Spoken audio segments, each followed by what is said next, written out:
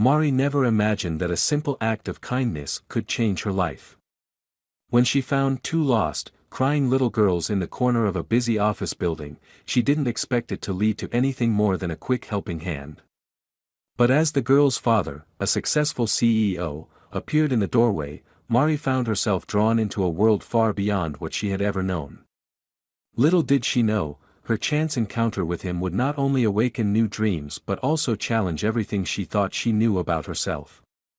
Mari had been working as a janitor in the city's tallest building for nearly a year. It wasn't glamorous, but it paid the bills and kept her going while she worked towards something bigger. Her dream was to eventually open her own small business, perhaps a cafe or a flower shop. She had a plan, a quiet determination, and every day was another step closer to her goal. Her life was filled with routine and simplicity, and she was content with that. Or at least, she had been until today. It was just another average Thursday. Mari was in the middle of cleaning one of the empty offices on the 20th floor when she heard soft sobbing from behind the large glass window. She paused, listening carefully, and then stood up from her work to investigate. At first, she couldn't see anyone, but then her eyes landed on two small figures sitting on the plush couch by the window. Two little girls, maybe around 4 years old, with tear-streaked faces, were huddled together. Mari's heart immediately went out to them. She had always had a soft spot for children, and seeing these two lost and upset made her forget about the dusting and mopping that needed to be done. She quietly walked over to them and crouched down to their level. "Hey, are you two okay?" she asked, her voice gentle but reassuring. The girls looked up at her, their big blue eyes filled with confusion and fear. The older one, the one with the lighter blonde hair, sniffled and wiped her nose on her sleeve. "We're lost," she said, her voice small. Mari's heart tightened. "Where's your mom or dad? Do you know where they are?" The girls shook their heads. "We were with Daddy, but we don't know where he went," the younger one said, her voice trembling. Mari took a deep breath, trying to remain calm for their sake. She gently took the hand of the older girl. "Don't worry, sweetie. I'm going to help you find your daddy, okay?" she said with a smile, though inside she was beginning to feel a bit panicked herself. The twins nodded, their small hands clutching at Mari's. She guided them toward the elevator, her mind racing. She had no idea how they had ended up here, so far from whoever had brought them. As she approached the front desk, the receptionist looked up at the girls and then at Mari with a raised eyebrow. "Is something wrong?" the receptionist asked, a touch of concern in her voice. "They're lost," Mari explained quickly, trying to keep her voice steady. "I think they were separated from their father." The receptionist immediately grabbed the phone to call security, but before Mari could stop her, the elevator doors opened, and in rushed a tall man, his face full of worry. He was dressed in an expensive suit, his blonde hair neatly styled, and his piercing blue eyes locked onto the girls in an instant. "Ellie, Emma," he called out, his voice a mixture of relief and panic. The twins ran toward him, throwing themselves into his arms. Mari stood off to the side, quietly watching the emotional reunion. She could see how much this man loved his daughters, how grateful he was to have found them again. "Thank you," he said, looking up at Mari with gratitude in his eyes. "I don't know what happened. They were right beside me, and then I turned around," he sighed, clearly exhausted from the frantic search. "I'm sorry you had to be involved." Mari shook her head, offering a soft smile. "It's no problem at all. I'm just glad they're okay." The man smiled back, but there was something about him that seemed distant, distracted. Maybe it was the stress of the moment, or maybe he was just used to running 1,000 things at once. But Mari noticed how he seemed to have his life together, how confident he was, even in such a stressful situation. She couldn't help but feel a twinge of admiration for him. "I'm Edward," the man said, holding out his hand. "Edward Bennett." "Mari," she replied, shaking his hand. "Are you working here?" he asked, his curiosity evident. She nodded. Yes, I'm just the janitor. I work on the cleaning crew for the building. Edward gave her a genuine smile. Well, thank you for your kindness today, Mari. I don't know what I would have done if you hadn't been here. Mari blushed slightly, not used to receiving praise for something so simple. It was nothing. Just doing my job. He nodded, but there was a grateful look in his eyes. We'll make sure to keep a closer eye on them from now on, Edward said, picking the girls up one at a time and holding them close. I really appreciate your help. Would you mind if I treated you to dinner sometime, to thank you properly? Mari froze for a moment, not sure how to respond. She was just a janitor, he was a wealthy businessman. She couldn't imagine why someone like him would want to spend time with her. But then she saw the sincerity in his expression, and for the first time in a long while, she thought maybe she wasn't so out of place after all. Sure, she said, a little hesitantly, but with a smile. That would be nice. As Edward walked away with his daughters, Mari couldn't help but watch them. There was something about the way he held his girls, how protective and loving he was, that made her feel a strange mix of awe and curiosity. She had no idea who he was, but there was something magnetic about him. Something that made her want to know more. She had no idea that this small moment, helping two lost girls, would change the course of her life in ways she could never have imagined. The days that followed were a whirlwind of new experiences for Mari. After the encounter with Edward and his daughters, she couldn't stop thinking about it. It had all felt so surreal, like something out of a dream. She went about her usual work routine, but the memory of the twins and Edward lingered in her mind, filling her with a mix of wonder and curiosity. She hadn't expected to meet someone like him, someone so composed and important. As she cleaned the offices, her thoughts often wandered back to that moment in the lobby, when Edward had looked at her with genuine appreciation. That Friday afternoon, after another long shift, Mari was heading to her car when her phone buzzed in her pocket. She pulled it out, surprised to see a message from an unknown number. The text simply read, Edward Bennett. I hope you're doing well. Would you be free to meet for dinner tonight? I'd love to thank you properly for helping my daughters. Mari stared at the screen for a few moments, her heart racing. She hadn't expected him to reach out so soon, but she hadn't been able to stop thinking about him either. She hesitated for a moment, unsure of what to do. After all, he was a CEO, a man who had everything, and she was just an ordinary woman working as a janitor. What could someone like him want with her? But the sincerity in his message made her reconsider. She wasn't just anyone to him, she had helped his daughters, and he was grateful. Mari quickly typed back, agreeing to meet him, and set the time for 7 p.m. She spent the rest of the day in a mix of excitement and nerves, unsure of what to expect. When the evening finally came, she dressed in her nicest outfit, something simple but elegant, a soft blouse and a black skirt, and did her best to make herself feel confident. She still couldn't shake the feeling that this was all a little too good to be true. At exactly 7 p.m., Mari arrived at the upscale restaurant Edward had suggested. She felt out of place as soon as she walked through the door. The restaurant was elegant, with dim lighting and soft jazz music playing in the background. Waiters in black suits moved swiftly between tables, and the air smelled faintly of expensive wine and gourmet food. Mari took a deep breath, trying to calm her nerves. She told herself to just relax, to remember that this was just dinner, not some grand event. Edward was already waiting for her at a table in the corner, his blonde hair neatly combed, his blue eyes warm but watchful. When he saw her, he stood up immediately, offering her a warm smile that made Mari's heart skip a beat. Mari, he said, his voice smooth and inviting. It's so good to see you again. Hi, Edward, she replied, offering a small, nervous smile as she took a seat across from him. She was still trying to get used to being in such an elegant setting. The waiter brought them menus, and they both scanned them quietly. Edward glanced up at her and smiled. I know this might seem a bit strange, but I wanted to thank you properly for helping my girls.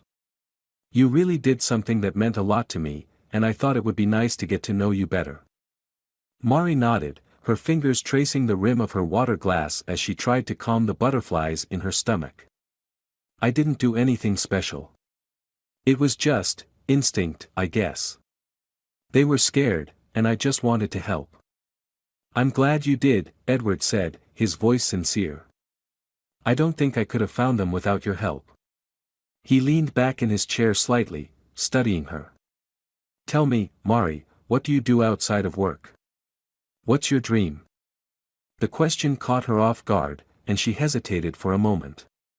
She wasn't used to talking about herself, especially not with someone like him.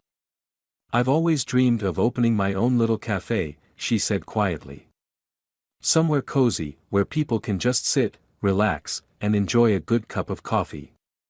I've been saving up for it, but it's hard with my current job." Edward smiled, his eyes softening. "I think that's a wonderful dream. You deserve it. Have you looked into what it takes to open your own business?" Mari shook her head. "Not really. I don't even know where to start. It's a lot to think about." "It doesn't have to be overwhelming," Edward said, his voice calm and reassuring. "If you ever need advice or someone to help you figure it out, I'd be happy to lend a hand. I know a lot about the business world, and I could probably point you in the right direction."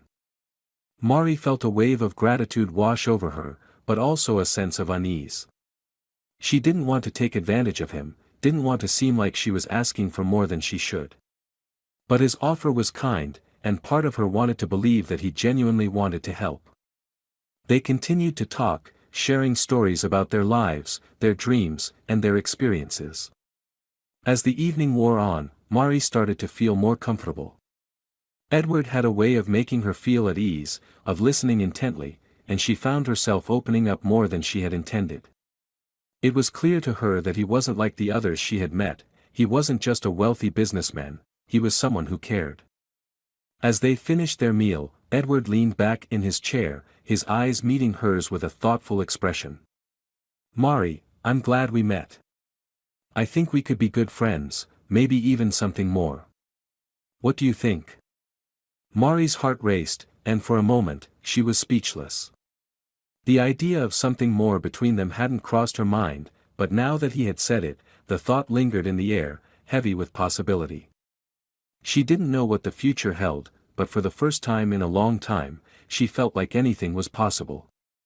The days after their dinner together passed in a blur for Mari. She couldn't stop thinking about Edward, about the way he had looked at her across the table with such sincerity, the way he had made her feel like her dreams were worth pursuing. His words echoed in her mind, and for the first time in years, she felt like someone truly believed in her potential. It wasn't just his kindness that left an impression on her, it was his attention, the way he listened and asked about her life with genuine curiosity. He hadn't treated her like just another person, another face in a crowd, he had treated her like she mattered. Edward reached out to her the next week, asking if she wanted to grab coffee or just meet up. Mari was hesitant at first, wondering if this was all too much, too soon. But she couldn't deny the spark that had been ignited between them.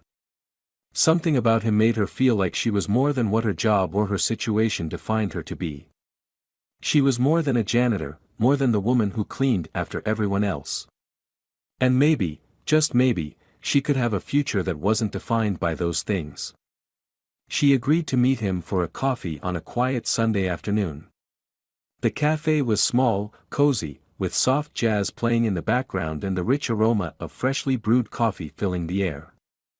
Edward was already waiting at a corner table when she arrived, his usual calm and confident demeanor present, but there was something softer about him today. Maybe it was the relaxed setting or the way he smiled when he saw her, but Mari could feel that the dynamic between them was changing. "Hey, you made it," he said, standing to greet her with a warm smile. "I wasn't sure if you'd be busy or if you'd want to meet up again." "I almost didn't," Mari confessed with a light laugh. "But I figured it would be nice to catch up again." They sat down, and the conversation flowed easily between them. Mari noticed that she felt more at ease around him than she had with anyone in a long time. There was something about the way he spoke, the way he made her feel like she wasn't just listening to a wealthy CEO but someone who truly valued her presence. She found herself telling him more about her dreams and aspirations, sharing stories from her childhood, and laughing at his witty remarks. As they sipped their coffee, Edward leaned back in his chair, studying her for a moment before speaking again. "You know, Mari, I've been thinking a lot about what you said the other night. About wanting to start your own business," he said, his voice thoughtful. "It's not easy, but you've got a good head on your shoulders. I really think you could do it." Mari smiled, unsure of how to respond. She was grateful for his encouragement, but the thought of actually going through with it still seemed like such a huge leap. "I've always wanted to open my own cafe," she said, her voice tinged with a bit of doubt. "But I don't know where to begin. There's so much I don't know." Edward nodded, understanding the hesitation. "It's a big decision, but I know people who can help you get started. If you're serious about it, I can introduce you to the right contacts. We can figure out what it takes." Mari's eyes widened. "Really? You do that?" "Of course," he said, his smile reassuring. "I can tell you're serious about it. And you've got the drive to make it happen. I'm just offering to help you get started. No strings attached." She felt a warmth spread through her chest at his words. It wasn't just about the offer to help, it was about the trust he had in her, the belief he had that she could make her dream a reality. Edward wasn't just offering her business advice, he was offering her a chance, something she had been afraid to ask for on her own. "Thank you," she said quietly, feeling a mix of gratitude and surprise. "I don't know what to say. It means a lot to me." "You don't have to say anything. Just think about it, take your time," Edward replied, his eyes soft. "I just want you to know that you have options. And if this is what you want, I'll be here to support you." The conversation shifted to lighter topics after that, but Mari couldn't stop thinking about what he had said. She had never imagined someone like him would be willing to take an interest in her life, let alone help her with something so personal. But as the afternoon passed, she felt something she hadn't felt in a long time, a sense of possibility. Edward had given her more than just a business opportunity, he had given her the belief that she could achieve something she had only dreamed about. As they said their goodbyes and parted ways, Edward made one final comment that stuck with her. "Don't rush into anything, Mari. Just know that you don't have to do it alone. We'll figure it out together." Mari smiled as she walked away, her heart light. It wasn't just the idea of opening a cafe that had her feeling this way, it was the realization that maybe, just maybe, she wasn't as alone as she had always thought. There was someone who believed in her, someone who saw her as more than just a janitor. She couldn't predict the future, but for the first time, she felt like the future might hold something truly amazing for her. A few days later, Mari found herself caught in a whirlwind of thoughts. She had been thinking about Edward's offer ever since their coffee date. It wasn't just about the help he was offering with her business idea, though that in itself felt like a dream come true. What really weighed on her mind was the way he made her feel, like she wasn't invisible, like she mattered, like she could be more than just the janitor she saw herself as every day. She had spent so many years telling herself that her dreams were out of reach, that people like her didn't get to have those kinds of futures. But Edward had planted a seed of doubt in her mind, making her wonder if maybe she had been wrong all along. It was late one night when she finally decided to take the first step.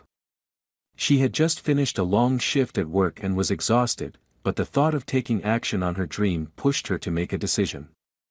She sat down at her small kitchen table with a notepad and a pen, determined to start planning.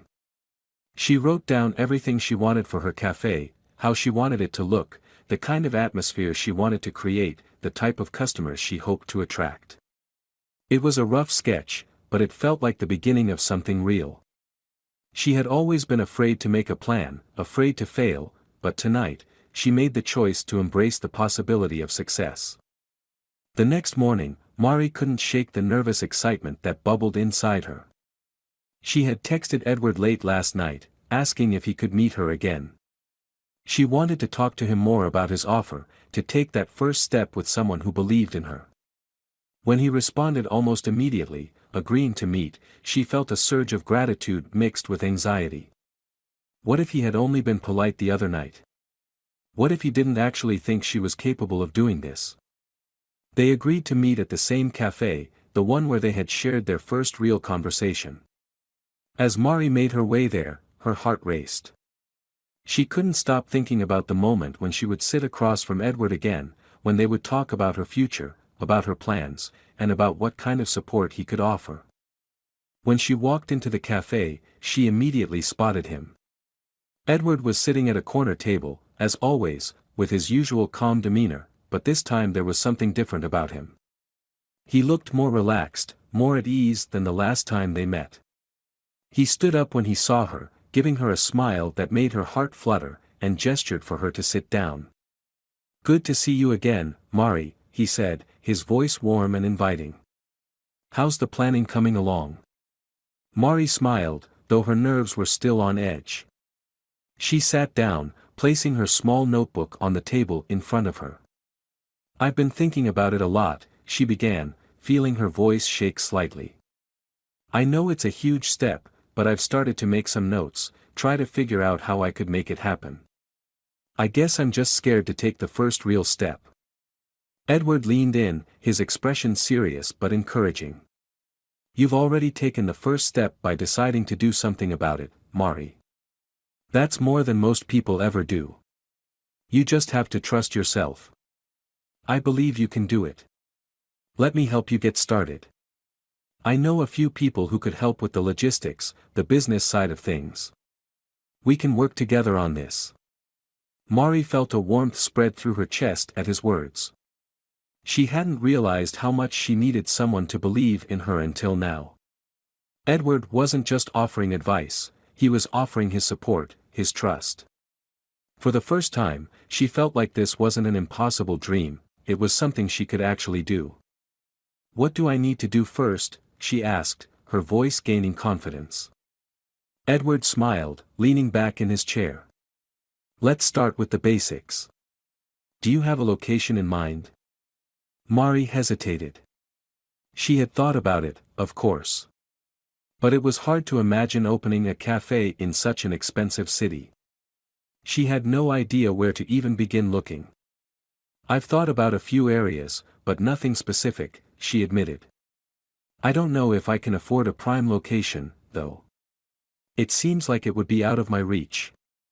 Edward nodded, understanding her concern. "That's where I can help.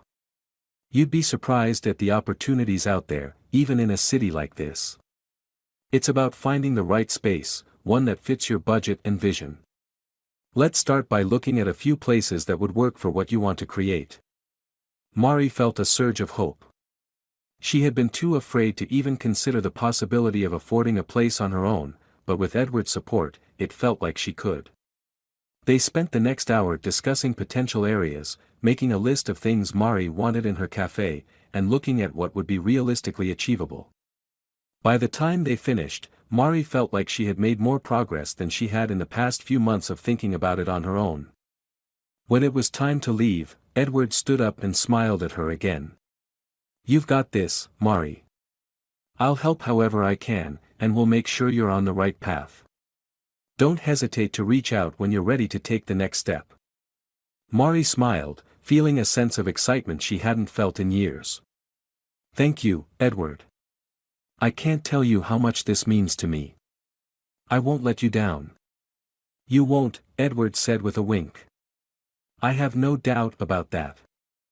As Mari walked out of the cafe, she felt lighter, as though a weight had been lifted off her shoulders.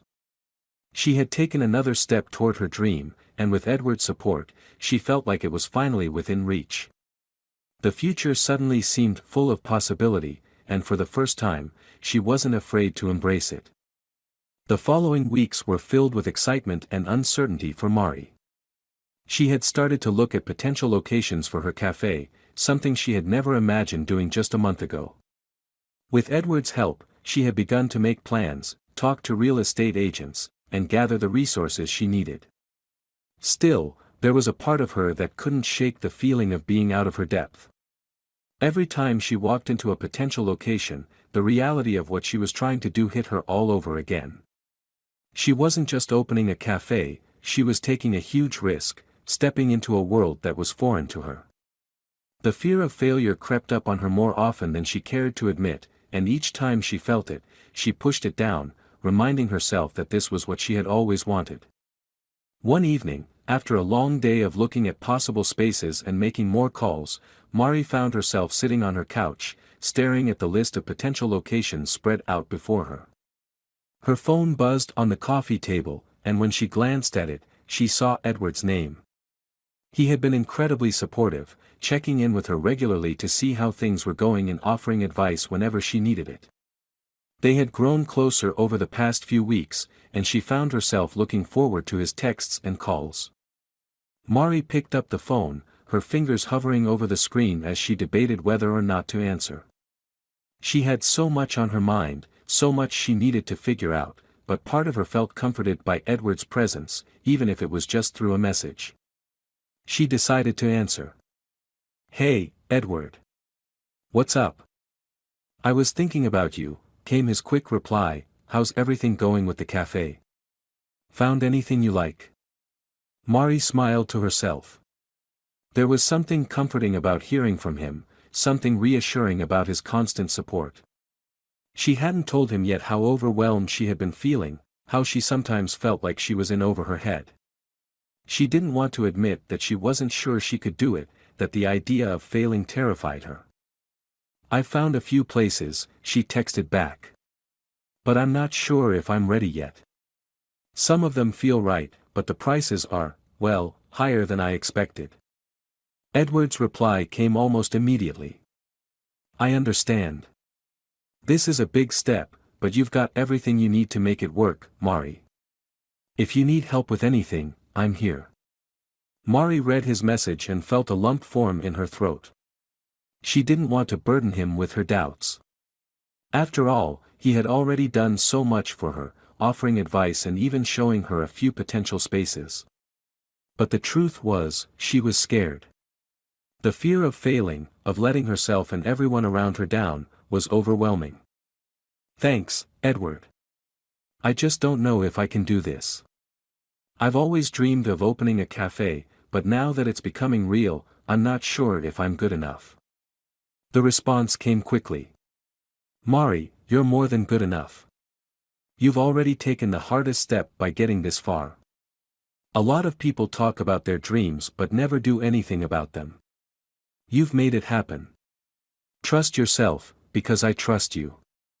Mari sat there for a moment, rereading his words. She had to admit, there was something about Edward's encouragement that made her feel like maybe she wasn't as lost as she thought. Maybe she had been too focused on the fear and hadn't allowed herself to truly see how much progress she had made. She typed a reply, her fingers moving more confidently now. "Thank you. Really. I don't know what I'd do without you." Edward's reply was simple, but it brought a smile to her face. "You're not alone in this, Mari. You've got me, and I'm not going anywhere." Mari put her phone down and leaned back on the couch, a sense of calm washing over her. For the first time in days, she felt like the weight of the world wasn't on her shoulders. Edward had given her something she hadn't realized she needed, someone who believed in her. Not just in her dream, but in her as a person. She didn't need to be perfect, she didn't need to have all the answers, and she certainly didn't need to do it alone. She had support, and that made all the difference. The next day, after much thought and a little more courage, Mari decided to take a step forward. She reached out to one of the real estate agents Edward had recommended and scheduled a viewing for a location she had been eyeing for days. It was still a bit above her budget, but something about it felt right. As she stood in the space, imagining the walls filled with customers and the aroma of fresh coffee filling the air, she realized that this was it. This was the first real step she was taking toward making her dream a reality. When she called Edward later that afternoon to tell him about the space, her voice was filled with excitement. She hadn't realized how much she had needed his encouragement until she finally felt the courage to move forward.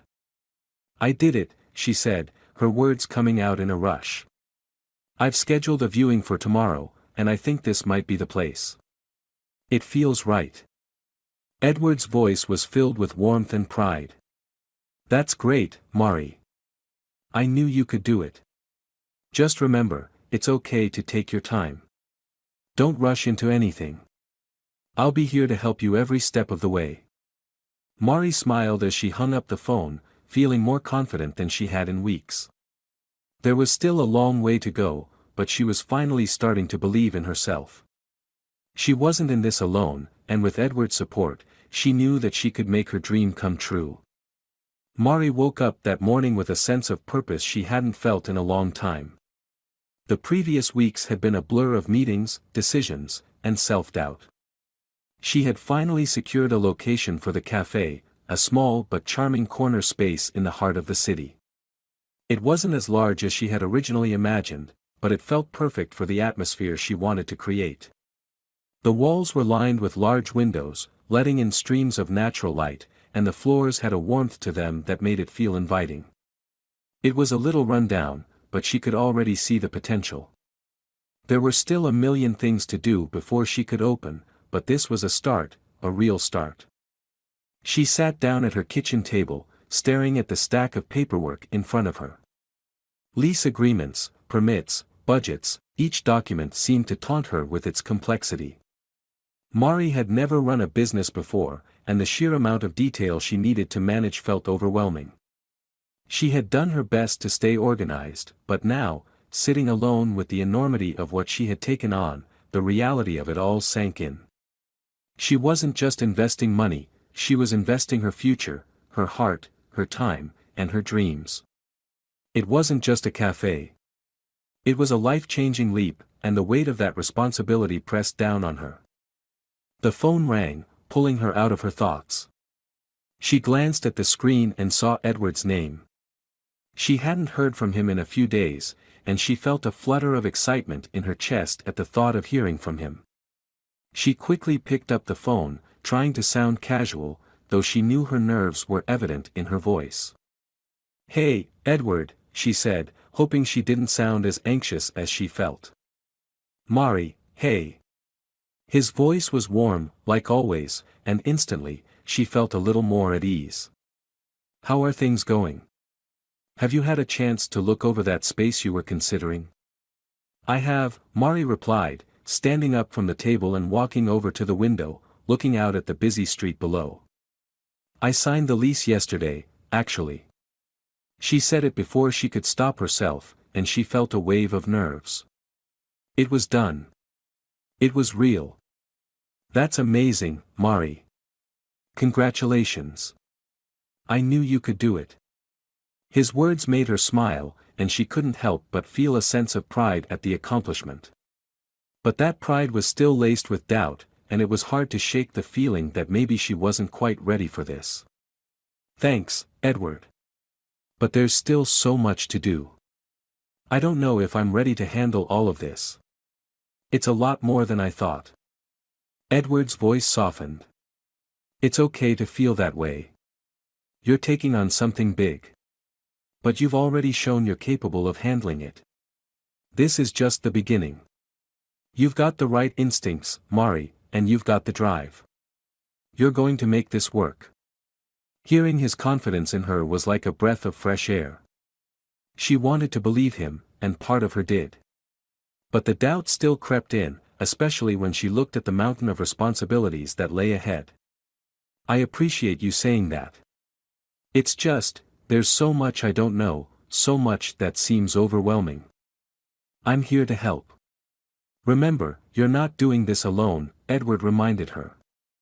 "And I'm always just a phone call away if you need advice or if you just want someone to talk things through with." Her heart warmed at his words. Edward had become more than just a mentor or someone offering advice, he had become someone she could count on, someone who made her feel like she wasn't in this alone. "I'm really grateful, Edward. I don't know what I'd do without you, she said quietly. You don't need to thank me, he replied. I believe in you, Mari. I'm not going anywhere. You've got this. A wave of emotion washed over her. She had spent so many years doubting herself, believing that her dreams were out of reach, that she didn't deserve the kind of support Edward was offering her. But in that moment, she knew that with his encouragement, she was going to push through the uncertainty. She was going to make this happen. Thank you, Edward, she said softly, her voice filled with sincerity. Really? I mean it. You've already done so much for me. I'm glad to hear that. But this is just the beginning. We'll get through this together, one step at a time, Edward reassured her. Now, tell me more about the space. What's next? As she spoke to him about her plans for the space, her excitement began to grow. They discussed the design, the layout, and the things she needed to start working on immediately. It was a flood of ideas and possibilities, but this time, it didn't feel overwhelming. With Edward's support, she felt like she had the resources and the knowledge to take it all on. After their conversation, Mari sat back down at the table, feeling more determined than ever. She had the next steps laid out in front of her, and for the first time in days, she felt like everything was going to be okay. The road ahead would be challenging, but she was no longer afraid of it. She wasn't alone, and with each passing day, she was getting closer to the life she had always dreamed of. Edward's faith in her was more than just a comfort, it was a reminder that she had everything it took to succeed. She wasn't just building a cafe, she was building a future. And for the first time, it didn't seem impossible. Mari woke up early that morning, her mind racing with thoughts of everything that still needed to be done. The cafe space was finally coming together. She had hired contractors to start the renovations, and everything was moving forward, albeit slower than she had hoped. It felt like every time she crossed something off her list, another task appeared. She had spent weeks choosing the perfect color scheme, deciding on the furniture, and figuring out the layout. Now, with the actual work happening, it felt both exciting and daunting. She was on the verge of making her dream a reality, but the fear of failure still lingered in the back of her mind, taunting her. She had been waking up earlier than usual, the stress of everything keeping her up at night. But today, something felt different. Today, there was a sense of calm that she hadn't felt in weeks. Edward had been checking in on her regularly, offering advice, encouragement, and sometimes just a reassuring word. Their relationship had shifted over the past few weeks. What had started as professional advice had evolved into something deeper, more personal. He was there for her, not just as a mentor, but as someone she could trust, someone who believed in her when she couldn't always believe in herself. After her morning coffee, Mari decided to head over to the cafe to check on the progress.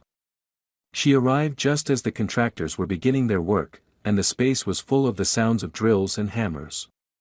The walls were being painted, the floors were being refinished, and the space was slowly transforming. Even though it still felt like chaos, there was a beauty in the transformation that excited her. She walked around, taking in every detail, imagining how it would all look when it was finished. It was coming together, piece by piece, and for the first time in a long time, she felt like everything was starting to fall into place. As she walked around the space, her phone buzzed in her pocket. She pulled it out and saw a message from Edward. Hey, how's the cafe coming along? Want to grab dinner tonight? I think you deserve a little break. Mari smiled at the message, feeling the warmth of his words. He always seemed to know when she needed a little encouragement. She replied quickly, telling him she'd love to meet for dinner. After all the hard work and stress, a night out with someone who truly understood her was exactly what she needed. That evening, they met at a quiet restaurant, one of their favorite spots. It was small and cozy, with dim lighting and a relaxed atmosphere that made Mari feel at ease. Edward was already there when she arrived, sitting at their usual table. He stood as she walked in, offering her a warm smile that made her feel like the world was a little bit brighter. I was wondering when you'd show up, he said, his voice playful. I was starting to get worried I'd have to eat alone. Mari laughed as she sat down, her shoulders relaxing for the first time in a while. Sorry to make you wait, she replied. It's been one of those days. But I'm glad we're finally able to sit down and catch up. They ordered their food, and as they waited for it to arrive, their conversation turned to the cafe. Mari found herself telling Edward about the progress, the little victories, and the challenges that still lay ahead. As she spoke, she felt a growing sense of pride. Despite all the doubts that had clouded her mind, she had done something she never thought possible. She was building a business, and it was happening. Edward listened intently, offering his advice and encouragement. You've done more in a few months than most people do in years, he said, his voice full of admiration. I'm really proud of you, Mari. You're doing an incredible job. Hearing his praise, Mari felt her chest tighten with emotion. I couldn't have done it without you, Edward, she said, her voice quieter now. You've been there for me every step of the way, and I don't know if I could have kept going without your support. Edward reached across the table, taking her hand gently in his. You don't need to thank me. You're the one doing the hard work. I'm just here to help however I can. I believe in you. His words hit her harder than she expected. She had always known that she was capable of more than she had given herself credit for, but hearing him say it, hearing the genuine belief in his voice, made everything feel possible. Maybe, just maybe, she could do this. Their meal arrived, and the conversation shifted to lighter topics. They talked about everything and nothing, laughing about silly things that had happened during the week, sharing their thoughts on the latest news, and simply enjoying the comfort of each other's company.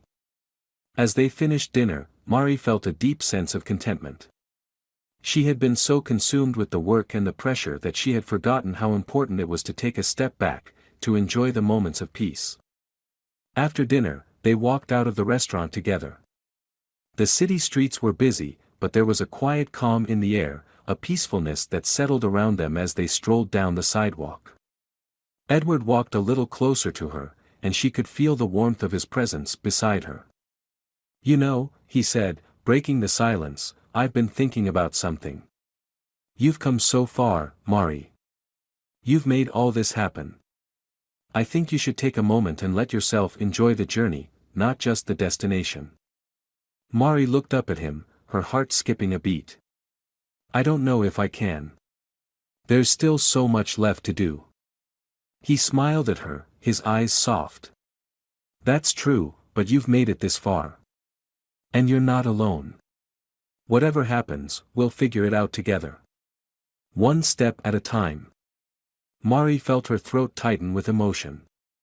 There was something comforting in his words, something that made her feel like she could finally breathe. She wasn't alone in this anymore. She had someone by her side, someone who believed in her. And that made all the difference. As they reached her apartment, Mari turned to Edward with a small smile. Thank you, again. For everything. You don't have to thank me, he said, his voice gentle. I'm just happy to be here, helping you. With a final smile, he leaned in to give her a brief, but meaningful hug. I'll see you soon, Mari. Don't forget, you're doing amazing. Mari watched him walk away, feeling a sense of peace wash over her. As she stood there, she realized something important. She had started this journey on her own, but now, she didn't have to walk it alone. And that realization filled her with hope, hope that no matter what came next, she was ready for it. Mari woke up early the next morning, her heart light with a new sense of purpose. The cafe was finally nearing completion, and the excitement that had built up over the past few months was now bubbling over, filling every part of her. She had spent so many years dreaming about this moment, wondering if it was even possible, and now she was on the verge of seeing it become a reality. It wasn't perfect, and she knew that. There were still things to be done, finishing touches, final arrangements, and the inevitable last-minute adjustments, but the end was in sight. The cafe, the life she had worked so hard for, was almost ready to open its doors. She dressed quickly, making her way to the cafe with a sense of anticipation. The street was still quiet, the city just waking up, but there was a buzz of energy around her. The contractors had finished their work, and now it was time for the final inspection, the moment where everything she had put together would either fall into place or require more work. As she walked through the door, she was greeted by the familiar hum of activity, people polishing tables, putting up signs, arranging the chairs just right. It wasn't just a space anymore, it was her dream unfolding, bit by bit. She walked through the cafe, taking in the changes, the details she had carefully selected, the soft lighting, the cozy booths, the vintage touches she had insisted on. It felt like her heart was right there in every corner, and for the first time, she wasn't afraid to admit how proud she was. She was building something real, something that wasn't just a fantasy anymore. The door swung open, and Edward walked in, looking every bit the professional he was. He had been by her side through every step of the process, and his presence now felt like the final piece of the puzzle. He had always been there to lend advice or a helping hand when she needed it, but now, as he walked into the cafe, he seemed just as proud as she was. "How's everything looking?" he asked, his voice warm with encouragement. He was always supportive, always calm, but today there was something else in his eyes, a shared excitement, as if he, too, could feel the importance of this moment. Mari smiled, stepping aside to let him take in the space. "It's almost done. There are a few more things to tweak, but it's finally coming together. It feels real now, you know." Edward looked around, taking it all in. "It's incredible, Mari. You've done something special here. I knew you had it in you, but seeing it in person is something else." Her heart swelled at his words. He had always believed in her, sometimes more than she believed in herself, and hearing him say it now, with such admiration, made her feel like the whole world had shifted in the best possible way. They spent the next hour going over the final details, checking the layout, adjusting the menu, making sure everything was just right. Edward was there every step of the way, offering suggestions and guidance, but never taking over. It was her cafe, her dream, and he respected that. When they were finished, they stood in the middle of the room, taking a moment to just breathe it all in. "I can't believe it's actually happening," Mari said, her voice soft, almost in awe. "This is really happening." Edward nodded, his eyes serious now, as if he understood the weight of the moment. "You've worked so hard for this. You deserve everything that's coming your way. And don't forget, you're not alone in this. I'm here, whenever you need me." She looked at him, her heart full of gratitude. Over the past few months, she had learned so much from him, not just about business, but about trust, about believing in herself, and about what it meant to take chances. He had shown her that it was okay to ask for help, that it was okay to lean on someone, and that the fear of failure didn't have to control her. It was because of him that she had made it this far. "Thank you," she said, her voice thick with emotion. "You've helped me in more ways than I can count. I don't think I could have done this without you." Edward smiled, his expression softening. "You've done it, Mari. You've built something amazing. And I'm just glad I could be a part of it." As they stood there together, looking around at the cafe they had both worked so hard to make a reality, Mari felt a sense of peace settle over her. The road to this point had been long and full of uncertainty, but now, with the cafe almost ready to open, she knew that all of her hard work had been worth it. There would still be challenges ahead, of course, but she felt more prepared to face them than she had ever been. The doors to her dream were about to open, and for the first time, Mari realized that she wasn't afraid anymore. She was ready. And with Edward by her side, she knew that anything was possible. They walked out of the cafe together, the sun beginning to set, casting a golden glow over the street. It felt like a new beginning, a fresh start.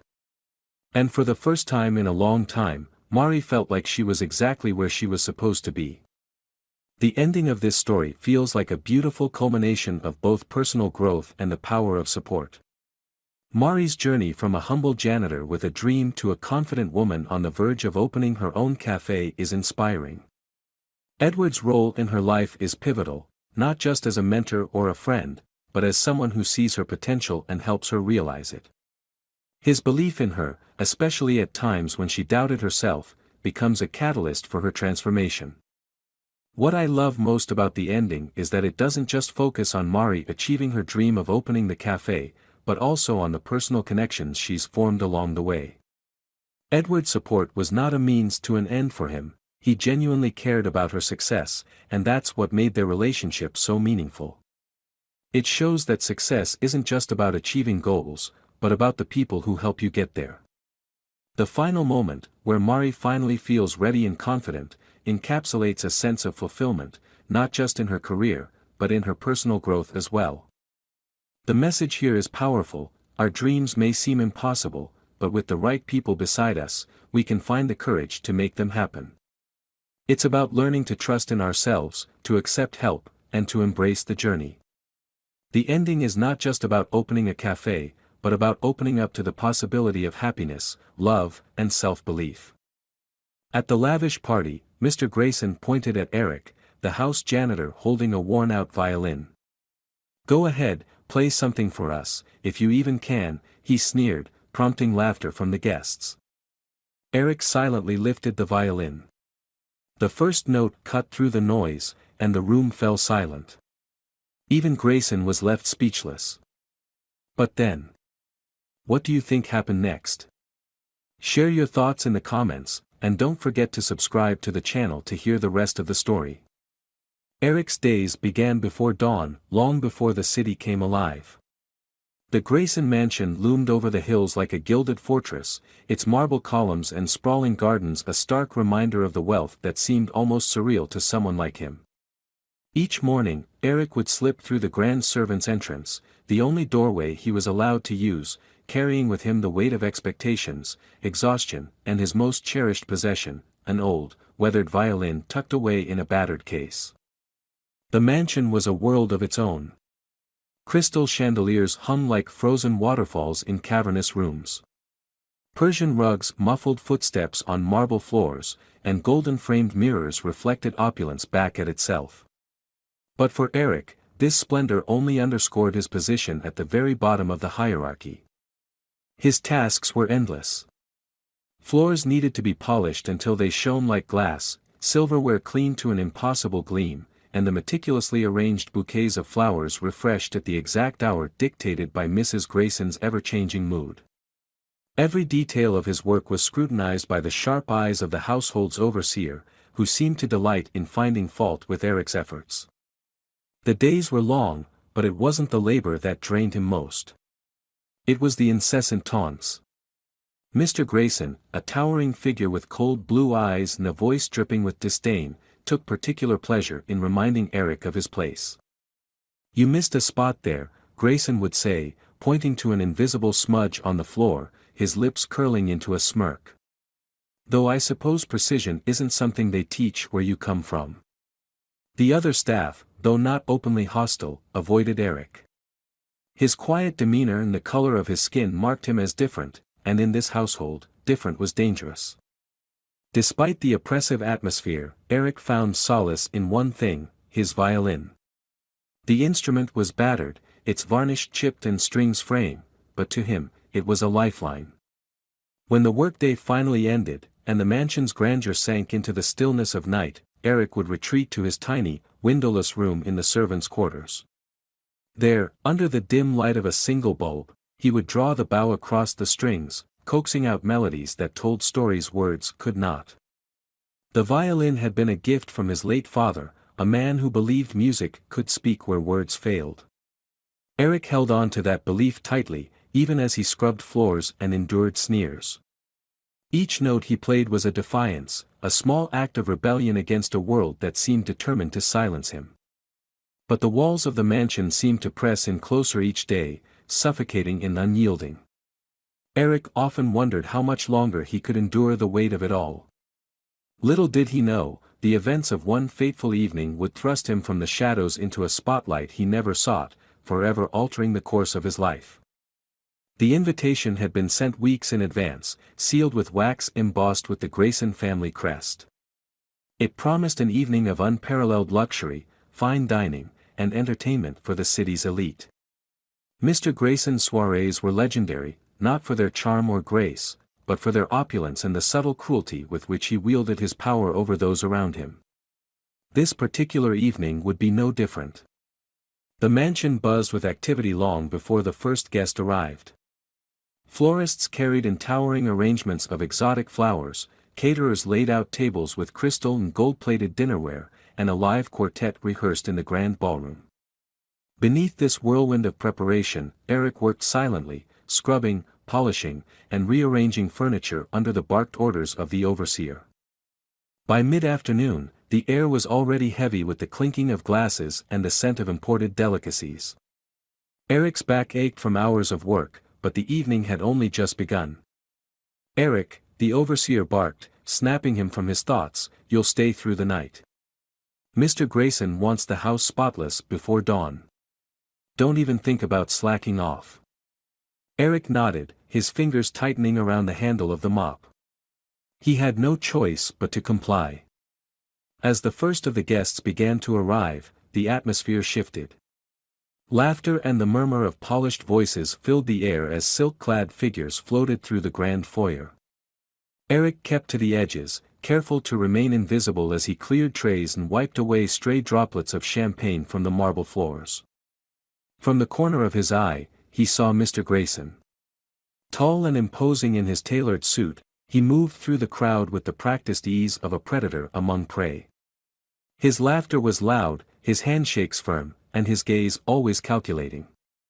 Grayson thrived on the adulation of his peers, but more than that, he loved to wield his power, especially over those he deemed beneath him. The air in the room was thick with the cloying scent of wealth, perfume, aged whiskey, and the faint metallic tang of gilded furniture. The crystal chandeliers above cast a dazzling light, reflecting off the sequined gowns and tailored suits of the assembled guests. Their laughter, polished and hollow, filled the grand hall as Mr. Grayson's voice cut through the noise like the snap of a whip. "Eric. Our talented little janitor." Grayson's smirk widened as he gestured for Eric to step forward. "Why don't you show our distinguished guests the hidden depths of your artistic ambitions?" A ripple of amusement passed through the crowd. Heads turned toward Eric, their faces a mix of curiosity and condescension. He froze where he stood, his hands gripping a silver tray so tightly his knuckles whitened. I don't think that's a good idea, sir," Eric stammered, his voice barely audible over the murmurs. Grayson waved off his protest with a dismissive chuckle. "Nonsense. Don't be shy. You've brought your violin all the way here, haven't you? Surely you didn't think we'd let you hide such a treasure in the servants' quarters." The crowd erupted into laughter, and Eric felt heat rise to his face. His violin, a battered relic passed down from his father, had never been a tool for spectacle. It was a part of him, a sacred piece of his soul, and now it was being dragged into the cruel game of a man who thrived on power and humiliation. "Come on, Eric," Grayson pressed, his tone dripping with mockery. "Surely a janitor who fancies himself a musician can muster the courage to entertain a few friends." The laughter around him grew louder, sharper, like shards of glass piercing his composure. Eric hesitated, his feet rooted to the spot. He wanted to disappear, to vanish into the shadows of the grand hall and never be seen again. But then, from the corner of his eye, he saw the overseer glaring at him, and he knew refusal wasn't an option. Slowly, reluctantly, Eric set the tray down and retrieved his violin from where it was hidden under the service table. He felt the weight of the room's gaze pressing down on him as he walked to the center of the hall. The polished marble floor seemed endless beneath his feet, and the guests parted like a sea, their eyes filled with expectation and disdain. He stood under the chandelier, the spotlight bathing him in its harsh glow. Grayson leaned against the edge of the grand piano, his arms crossed and a smirk plastered across his face. "There we go. Now, ladies and gentlemen, let's see if our humble janitor can truly perform." Eric took a deep, shuddering breath as he positioned the violin under his chin. The room, filled with glittering chandeliers, silk gowns, and polished shoes, seemed to close in around him. The weight of 100 pairs of eyes bore down on him, their gazes sharp with curiosity, mockery, and something darker, an expectation of failure. The bow hovered over the strings for a moment that felt eternal. His hands trembled, but it wasn't fear that coursed through him now. It was a quiet defiance, a deep resolve born from years of enduring the world's coldness. With one swift motion, he drew the bow across the strings, and the first note shattered the suffocating silence. The sound was raw and unfiltered, slicing through the clinking glasses and idle chatter like a blade. Conversations faltered mid-sentence, and laughter died in throats. The melody rose, haunting and full of longing, weaving its way through the gilded hall. It was as though the violin itself carried the weight of Eric's story, a tale of struggle, humiliation, and an unyielding spirit. Each note seemed to tug at something buried deep within the audience. The high, trembling pitch spoke of hope barely clinging to life, while the deeper, resonant tones evoked memories of loss and pain. The music wasn't polished or rehearsed for their benefit, it was raw emotion given voice. The guests, who moments before had been laughing at Eric's expense, now found themselves transfixed. The most hardened among them, men with fortunes built on ruthless ambition, women whose lives were defined by appearances, felt an unfamiliar stirring in their chests. Some shifted uncomfortably, their carefully curated masks slipping as the music reached them in ways they couldn't articulate. Mr. Grayson, who had been leaning casually against the piano, suddenly straightened. The smirk that had seemed permanently etched on his face was gone, replaced by something that looked almost like unease. His blue eyes narrowed, scanning the room as if trying to reclaim the control he had so easily wielded moments ago. But the music wouldn't allow it. Eric's bow moved faster now, the melody swelling with intensity. The violin cried out, its voice echoing off the vaulted ceilings. It was a sound that demanded to be heard, a sound that refused to be ignored. In that moment, Eric wasn't just a janitor, wasn't just a target of Grayson's cruelty. He was an artist, pouring his soul into the strings. Every humiliation, every whispered slur, every sneer he had endured seemed to transform into something greater, something untouchable. Tears welled in the eyes of a woman in a pearl necklace. A man who had spent decades amassing wealth and crushing competitors stared blankly into his champagne glass, as if seeing his reflection for the first time. The room was no longer filled with power and arrogance, it was filled with vulnerability. As the final note lingered in the air, Eric lowered the violin. The room remained silent, but it wasn't the silence of disdain or disinterest. It was the kind of silence that follows a truth too powerful to ignore. Eric's chest rose and fell as he caught his breath, his eyes scanning the sea of faces. He saw no laughter now, no sneers or smirks. But the silence carried an undercurrent of something ominous. Grayson's face, once flushed with amusement, was pale. His jaw clenched, his eyes cold and calculating. For a moment, Eric thought he might have broken through the wall of arrogance that surrounded these people.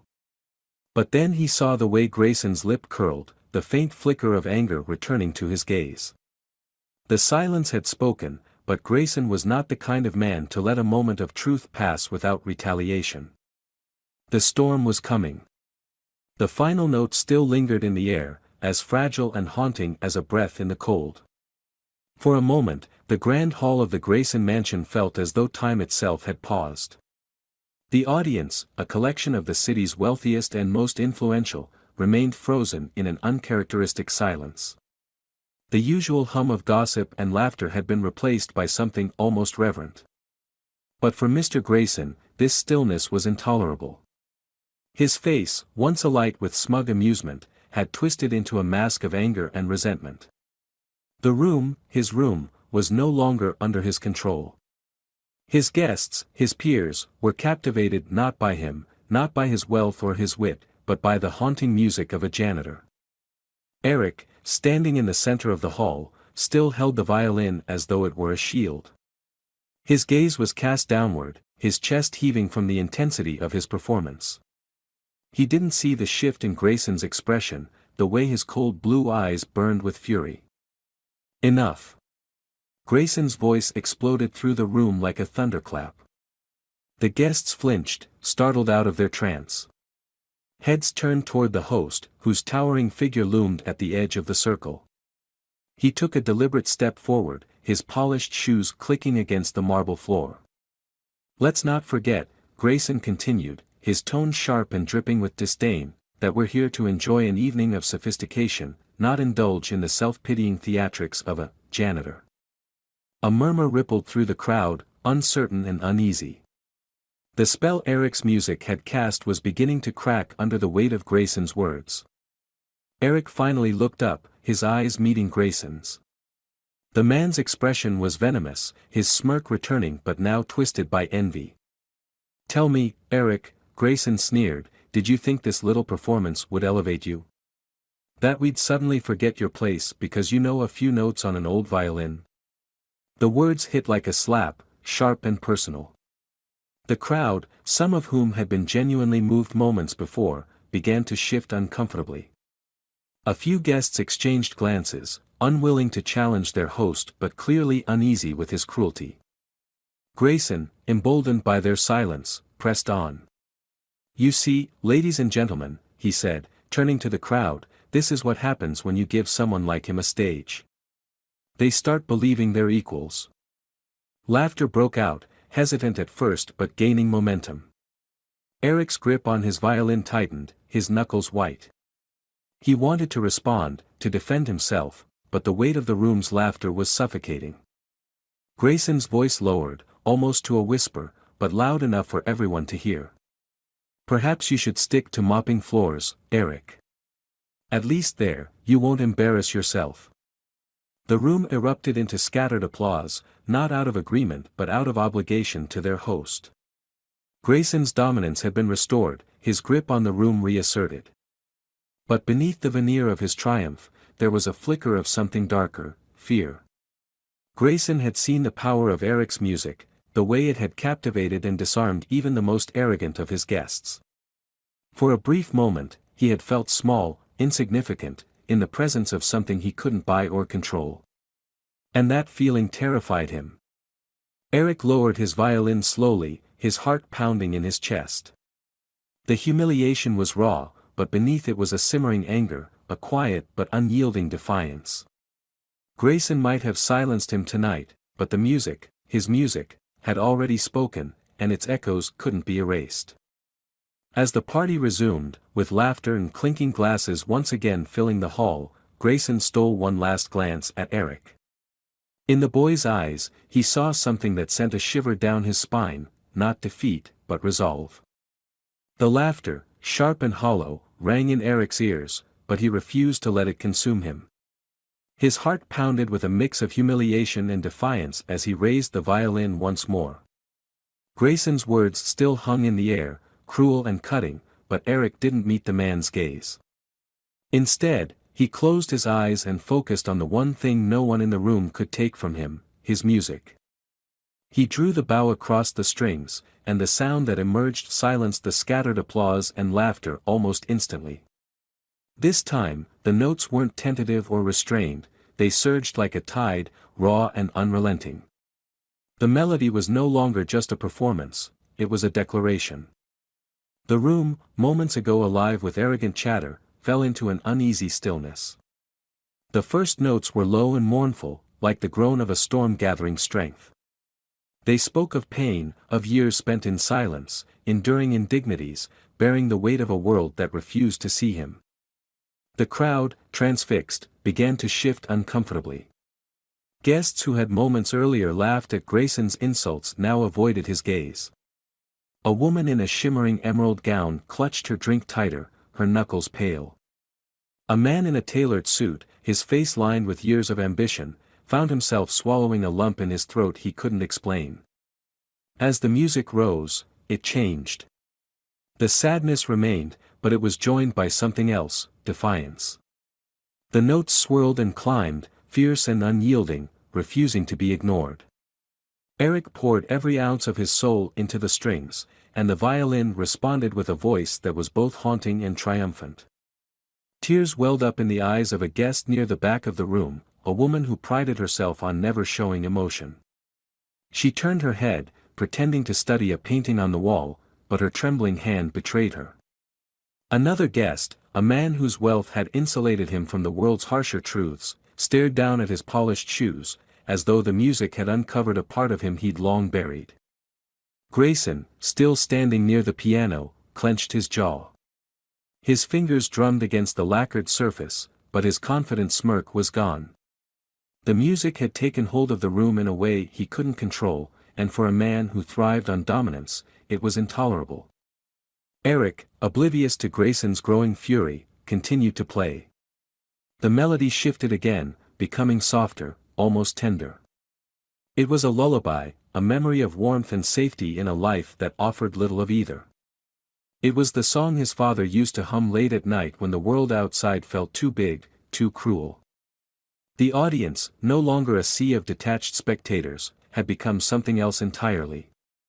They were vulnerable, exposed. The music had stripped away their pretenses, revealing the raw humanity they tried so desperately to hide beneath layers of wealth and status.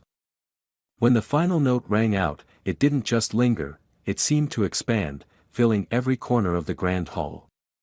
The silence that followed was heavy, not with disdain, but with the weight of something unspoken. Eric lowered the violin slowly, his chest heaving with exertion. For a moment, he stood alone in the center of the room, bathed in the warm light of the chandeliers, as the audience remained frozen. Some blinked back tears, others avoided looking at him, ashamed of what they'd seen in themselves through his music. And then, as if waking from a trance, the room stirred. A few guests began to clap, hesitantly at first, but the sound grew as more joined in. It wasn't the polite applause of a well-mannered crowd, it was raw and uncoordinated, a response they couldn't suppress.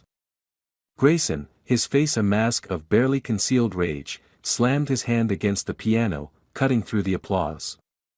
The crowd fell silent once more, their attention snapping back to their host. "That's enough," he said, his voice cold and sharp. "This is a party, not a concert hall." But as Grayson's words echoed through the room, Eric stood tall. For the first time, he felt the power shift. The music had spoken louder than Grayson's cruelty ever could, and the cracks in the man's authority were plain for all to see. Grayson's polished shoes struck the marble floor with a sharp, deliberate rhythm as he crossed the room. Guests parted instinctively, their murmurs dying as they watched him approach Eric. The tension was palpable, a live wire crackling through the air. Eric saw him coming but didn't move. He stood tall, the violin still in his hands, his chin raised slightly. His defiance wasn't overt, but it was there, in the way he didn't flinch, didn't cower. For a brief moment, it felt as though the power in the room had shifted completely. But Grayson wasn't a man to be challenged. "You think you've accomplished something, don't you?" Grayson hissed, his voice low but dripping with venom. "You think a few notes can make us forget who you are, where you belong?" Eric didn't respond, his silence infuriating Grayson further.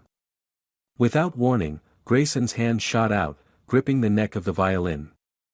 Eric instinctively tightened his hold, but Grayson was stronger, his rage giving him an almost animalistic ferocity. With a violent yank, he tore the violin from Eric's hands. "No!" Eric shouted, his voice breaking through the stunned silence of the room. Grayson held the violin aloft, his fingers digging into the fragile wood. For a moment, he simply stared at it, his face twisted in disdain. Then, with a sudden, brutal motion, he brought it crashing down against the edge of the grand piano. The sound was sickening, a sharp, splintering crack that seemed to reverberate through the hall. Gasps erupted from the crowd as the violin shattered, its delicate body reduced to jagged pieces of wood and twisted strings. Eric stood frozen, his eyes locked on the fragments of his most cherished possession scattered across the marble floor. The room seemed to tilt around him, the faces of the guests blurring as a wave of disbelief and grief crashed over him. There, Grayson said, his voice cold and triumphant. Now you understand. This is my house, my stage. You're nothing here, Eric. Nothing. The crowd remained silent, their earlier awe replaced by discomfort and unease. Even the most loyal of Grayson's friends avoided his gaze, their admiration tarnished by the sheer cruelty of his act. Eric's hands trembled at his sides, his chest heaving with the effort to hold back tears. He dropped to his knees, his fingers brushing against the splinters of his violin. It wasn't just an instrument, it was a part of him, a link to his father, a symbol of hope and resilience. And now it was gone. For a moment, it seemed as though Grayson had won. He stood tall, his smirk returning as he surveyed the room, daring anyone to challenge him. But as he turned to leave, a single sound cut through the oppressive silence. A soft sob. It came from a woman near the back of the room, her gloved hand pressed to her mouth as tears streamed down her face. Others looked at her, then at Eric, and something shifted. The cruelty they had just witnessed, the destruction of something so beautiful, was impossible to ignore. Eric slowly rose to his feet, his fists clenched. His voice, steady despite the tears in his eyes, broke the silence. You can break my violin, he said, his gaze fixed on Grayson, but you'll never break my music. The words hung in the air, raw and defiant. Grayson faltered for the briefest of moments, his smirk flickering. The room remained silent, but this time it wasn't out of deference to the host.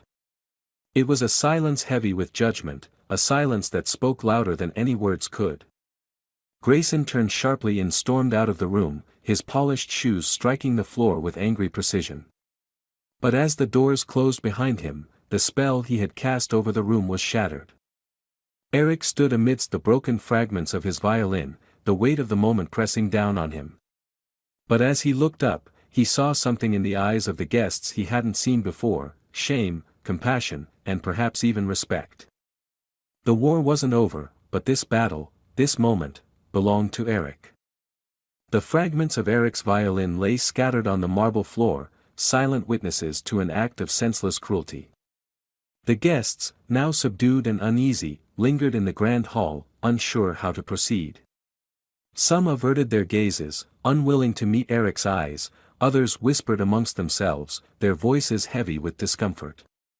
And then there were those who couldn't look away, their faces pale as the reality of what they'd witnessed began to sink in. Among them was Daniel Harper, a tech entrepreneur known more for his discretion than his boldness. Standing near the back of the room, he had watched the entire ordeal unfold, his phone held discreetly at chest level. He hadn't planned to record anything, but something about the raw cruelty of the moment compelled him to act. Now, with the video safely stored on his device, he felt a weight settle on his chest. Grayson, unaware of Daniel's actions, had stormed out of the hall, his rage carrying him into the private sanctuary of his study. The host's absence left a void in the room, and slowly, the guests began to disperse, their laughter and revelry replaced by an uneasy quiet. Eric knelt beside the shattered remains of his violin, his fingers brushing against the broken wood. His face was a mask of pain and defiance, his shoulders squared despite the humiliation he had endured. "Eric," a soft voice broke the silence. It was one of the catering staff, a young woman with kind eyes who knelt beside him. "I'm so sorry." He shook his head, unable to find the words. This was his reality, the cost of daring to share a piece of himself in a world that didn't care to listen. But the world was about to listen. Later that night, long after the last guest had left the mansion, Daniel sat in the back seat of his chauffeured car, staring at his phone. The video was less than 2 minutes long, but it captured everything: Grayson's mocking tone, the malicious destruction of the violin, and Eric's heart-wrenching defiance in the aftermath. Daniel hesitated. Posting the video would mean going against one of the most powerful men in the city, a man with the resources to crush reputations and silence dissent. But as he replayed the footage, the raw emotion in Eric's voice and the viciousness of Grayson's actions ignited something in him, a sense of justice he couldn't ignore. With a deep breath, he uploaded the video.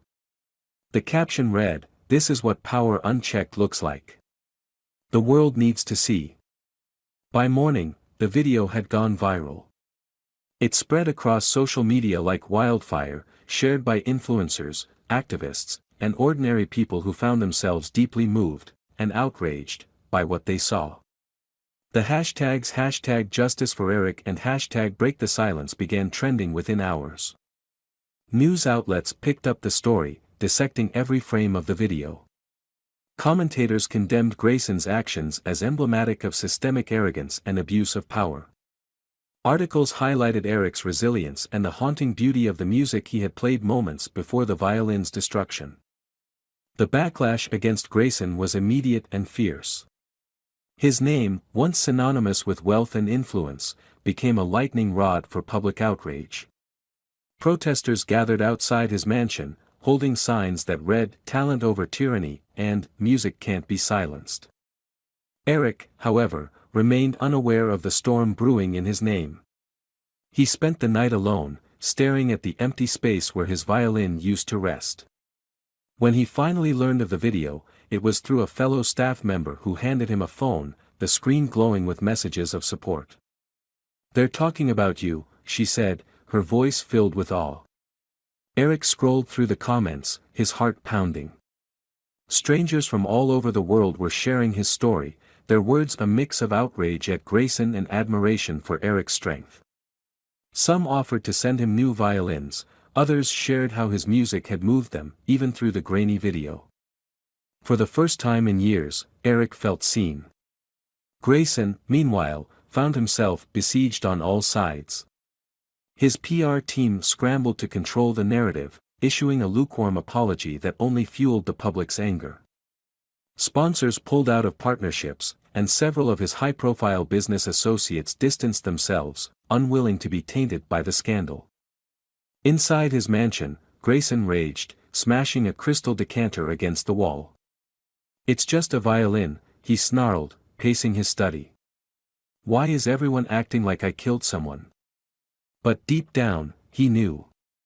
It wasn't just about the violin, it was about the power he had wielded so carelessly, the cruelty he had shown without remorse. And now, for the first time, he was facing consequences he couldn't buy his way out of. As the days passed, Eric was thrust into a spotlight he hadn't sought but couldn't escape. Journalists reached out for interviews, philanthropists offered scholarships, and musicians from around the world sent him heartfelt messages of solidarity. Through it all, Eric remained grounded, his focus on one simple truth: his music wasn't silenced. It lived on, not just in him, but in everyone who had been moved by his story. And as the world rallied around him, Eric realized that the destruction of his violin had given birth to something far more powerful, a voice that couldn't be ignored. Eric stood on a makeshift stage in a community center, clutching a violin that had been gifted to him by an anonymous donor. The wood gleamed under the soft light, its strings taut and ready to sing. This wasn't the battered violin he had played for years, but it felt familiar, as though it carried the same soul his father had once infused into his first instrument. The room was packed, not with the wealthy and the powerful, but with ordinary people who had been moved by his story. Many had seen the viral video, the moment when cruelty tried to silence beauty, and had rallied to ensure Eric's music would never be silenced again. As he drew the bow across the strings, a hush fell over the room. The notes that emerged were raw and filled with emotion, not just the sorrow of what had been lost, but the strength of what had been found. His music carried the pain of years of humiliation, transformed into a melody of defiance and hope. Around the world, Eric's story became a rallying cry against injustice. Activists adopted his music as a symbol of resilience, and artists used it to inspire their own works. Messages poured in from people who shared their own struggles and found courage in his strength. Eric's new violin became more than an instrument, it was a beacon of resistance. His performances drew crowds, not for their perfection but for their truth. Each note reminded those who listened that no matter how hard the world tried to silence someone, the voice of the oppressed could rise, stronger and more beautiful than before. In the weeks that followed, Eric realized that his music was no longer just for him, It was for everyone who had ever been told they were less, for everyone who had been pushed down but refused to stay there. His pain had become his power, and his music, a weapon against injustice. The grandeur of Grayson's empire, once built on the foundation of wealth, arrogance, and unchecked power, now stood in ruins. The public backlash from the viral video had ignited a firestorm of outrage that no amount of influence or money could extinguish. News outlets delved deeper into his history, uncovering years of abusive behavior toward employees, shady business deals, and a pattern of exploiting his power to silence those beneath him. The facade of the untouchable mogul began to crack, revealing the rot beneath. Sponsors pulled out of deals, board members resigned, and once loyal friends distanced themselves from the man who had become a symbol of cruelty. Protesters gathered outside his mansion daily, their chants echoing through the gates. Even Grayson's wealth couldn't shield him from the mounting legal consequences, as former employees came forward with lawsuits citing discrimination and workplace harassment. For Grayson, the fall was swift and brutal. His name, once synonymous with power and prestige, became a cautionary tale of hubris and the inevitable collapse that follows. While Grayson's world crumbled, Eric soared to heights he could never have imagined. With the support of thousands around the globe, he began to use his platform to inspire change. The foundation he established, Strings of Hope, quickly gained traction. It provided free instruments, lessons, and mentorship to children from underprivileged communities, ensuring that talent and passion wouldn't be silenced by circumstance. Eric believed deeply that music had the power to heal, to connect, and to break down barriers, and he dedicated himself to passing that power on. His concerts became more than performances, they were events of unity and resistance. Each note he played carried the weight of his journey, reminding his audiences of the resilience of the human spirit. From grand stages to intimate gatherings, Eric's music reached millions, transcending language and culture. At one of his largest concerts, held in a stadium packed with people from all walks of life, Eric paused before his final piece. The audience, silent in anticipation, listened as he spoke. "When my violin was destroyed, I thought my voice had been taken from me," he began, his voice steady but filled with emotion. "But I learned that our voices, our true voices, can't be silenced by cruelty or power. Music gave me the strength to rise above, and it can give us all the strength to stand together." He then played a composition he had written himself, a piece titled Unbroken Strings. The melody rose and fell like waves, carrying the pain, hope, and triumph of his journey. Many in the audience wept, but their tears weren't of sadness, they were of solidarity, of understanding the shared humanity in Eric's story. Eric's work didn't end on the stage. He became an advocate for systemic change, working with organizations to combat discrimination and support the arts in underserved communities. His story became a rallying cry for those who had been silenced, a reminder that even in the darkest moments, there is the possibility of light. As for Grayson, his name faded from public consciousness, a relic of a past defined by injustice. Eric, however, remained a beacon of hope, proving that even the most devastating acts of cruelty could be transformed into something beautiful and lasting. Eric's journey was far from over. With each new opportunity, he carried with him the broken pieces of his past, not as a weight but as a reminder of how far he had come. His music, now a universal symbol of resilience and resistance, continued to inspire change in ways he could never have foreseen. And as the final note of his story hung in the air, it was clear that this wasn't the end, it was just the beginning. How did this story resonate with you?